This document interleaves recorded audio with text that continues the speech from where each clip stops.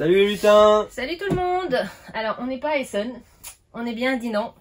Mais c'est pas pour autant qu'on n'a pas reçu plein de jeux. Et du coup on vous fait une petite revue rapide de tout ce qui est sorti cette dernière semaine avant de vous faire un petit topo sur ceux qu'on a vraiment adoré. Ouais. Voilà. Alors, par quoi on commence? Allez, Similo Monstre, un nouveau dans la gamme Similo, avec des jolies bébêtes qui font peur. Le retour de mot pour mot aussi, le tir à la corde chez Scorpion Masqué. Celui-là vraiment chouette en jeu de mots. Puisqu'on est sur les nouveautés, donc un timeline pour les vieux de la vieille qui ont connu Il était une fois l'homme. Voilà. Trop chouette ça.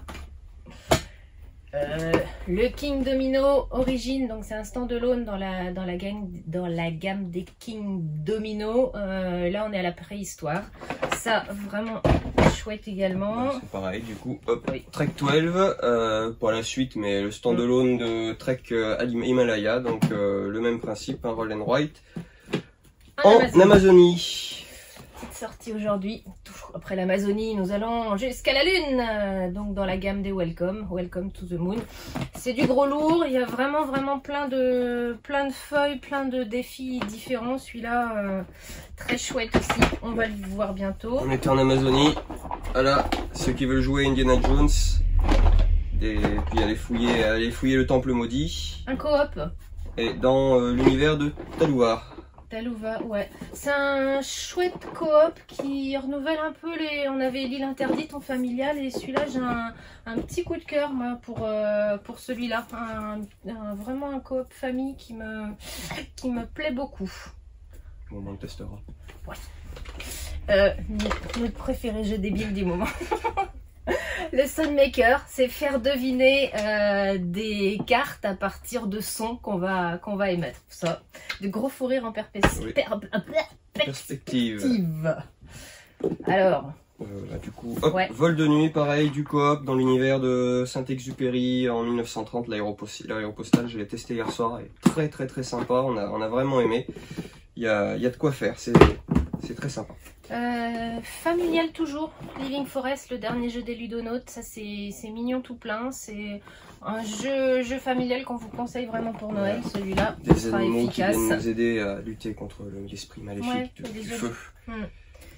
Vous aimez dessiner ou pas, ben on s'en fout, c'est pas grave.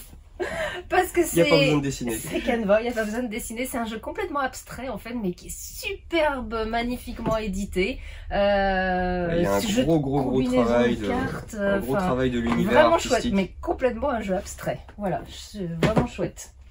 Du coup, à la limite... Hop, on va partir dans le Japon. Donc, un jeu abstrait à la recherche de la sagesse. Petit jeu de placement très sympa. Ça, un peu comme les dames et tout. Et c'est... Franchement, moi j'ai beaucoup aimé. Bon, j'ai mis une petite fessée à Cathy, mais... Et comme on est dans le Japon, c'est pareil, ça sort aujourd'hui. Iki, un jeu de stratégie dans le vieil Edo, enfin le vieux Tokyo qui s'appelait Edo auparavant. Pareil, un petit peu lourd, mais je pense qu'il y a vraiment moyen de se faire plaisir pour les gros joueurs. Et le jeu est très bon. Jeu à deux, Verona Twist. Donc Vérone, Roméo et Juliette, ça, on renouvelait un peu le jeu à deux. Qu'est-ce qu'on a jeu à deux aussi? Nicodemus, évidemment, dans le...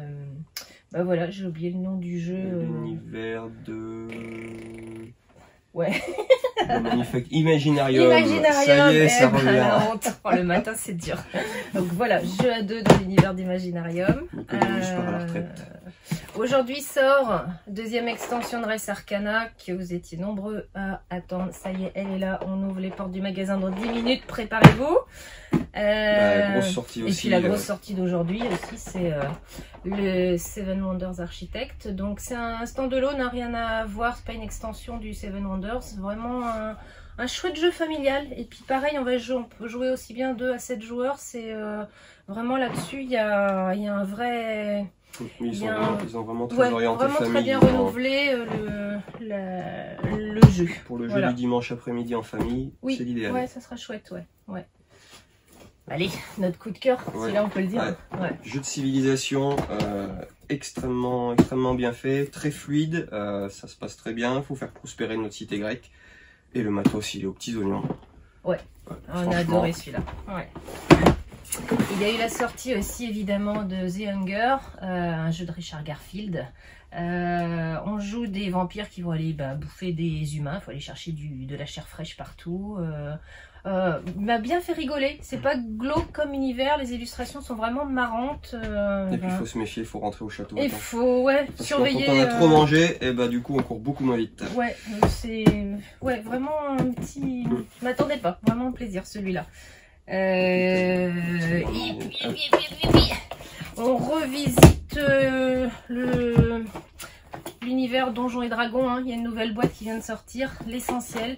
C'est vraiment chouette parce que du coup c'est 19,90 € pour tous ceux qui veulent découvrir le jeu de rôle. C'est un petit prix par rapport aux grosses boîtes qu'on a habituellement. Donc ça c'est bien pour découvrir le jeu de rôle. On a tout vu. Ah mais ça on parle pas encore. Tranquility, ça c'est notre coup de cœur à venir qui va sortir, on l'espère bientôt. Un jeu coopératif qui est vraiment sublime. Bon, faut lire dans les pensées des autres un petit peu. On vous en dira plus bientôt de celui-là. Qu'est-ce qu'on a oublié? Sûrement plein de choses. Mais on reviendra dessus après. Voilà. Allez, on ouvre, c'est parti. À très vite. Salut.